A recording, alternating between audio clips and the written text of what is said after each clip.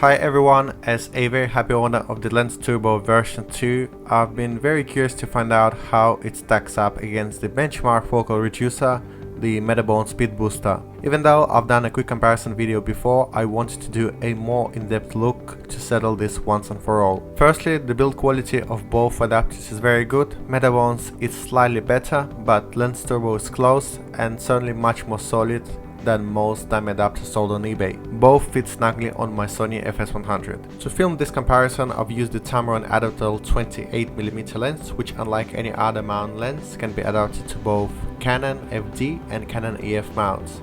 You can of course buy a speed booster in FD mount too, but I was only able to get hold of EF version for my tests.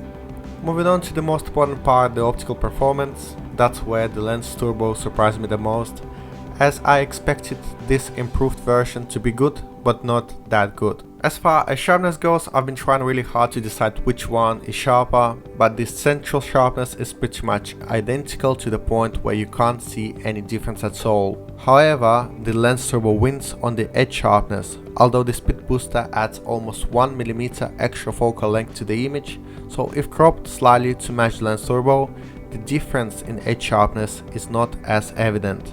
All in all, optically these lenses are very close. The only real big difference between these adapters is the price. The EF version of the speed booster costs around $650, while the Lens Turbo version 2 is only $150.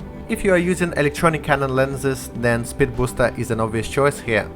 But for vintage lens users like myself, the Lens Turbo is much better value for money. I use it on almost every shoot and I absolutely love how it improves my Canon FD lenses. I will eventually do a separate review for the Lens Turbo, but for now I hope you found this video useful. Thanks for watching and I'll see you in one of my future videos.